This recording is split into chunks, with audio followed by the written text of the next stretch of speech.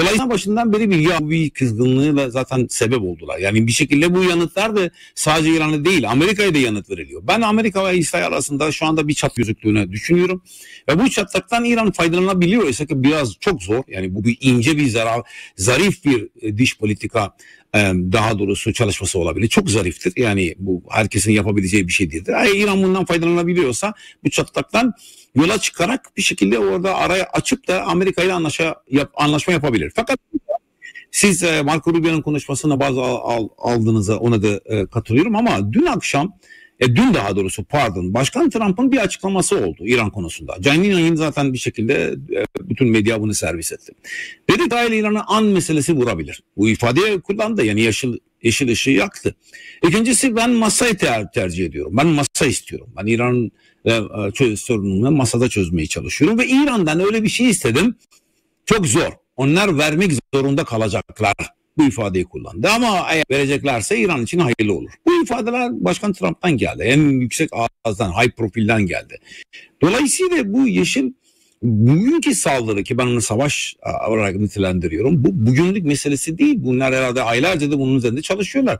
Eğer esas yapıyorsanız, bu kadar bilim insanı, bu kadar yetkili insanı suikasta uğratıyorsanız herhalde daha öncesi bunları çalışmasını yapmışsınız.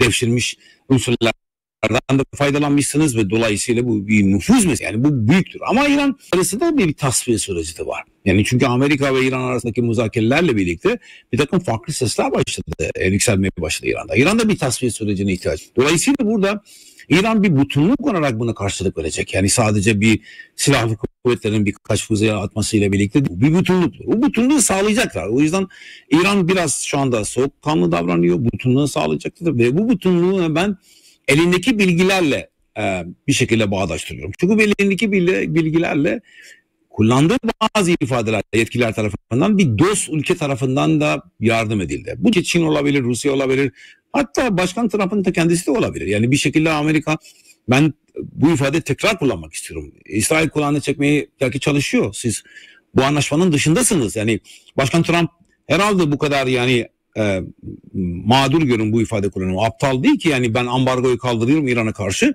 Ondan sonra Fransız şirketleri bilmem gelip de bundan faydalansınlar. Yok, Başkan Trump'ın böyle bir niyeti yok.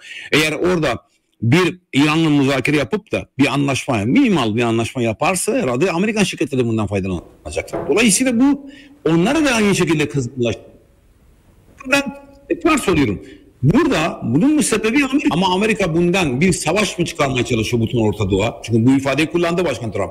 Orta Doğu'dan çekiliyoruz dedi. İran'dan çekiliyoruz ya da başka yerden çekiliyoruz değil. Orta Doğu'dan çekiliyoruz. Arap ülkeler peki ne yapacaklar şu anda? Yani bu soruyu sormamız gerekiyor. 3,5 trilyon dolardan bahsediyoruz. Geçen 2 hafta öncesi Başkan Trump oraya tur attı. 3,5 trilyon dolar yatırım olacak. Eğer İran'la savaşırsınız, İran bütün bölgeyi ateşe çeviriyorsa bu yatırım nasıl olacak? Yani buna Başkan Trump herhalde düşünmedi. Yani bu yapılmayacağını da biliyor. O bakımdan ben bu savaşın çok büyüyeceğini zannetmiyorum. İsrail kulağı çekilecek diye düşünüyorum burada. Yani Amerika bana göre burada biraz yardım etti.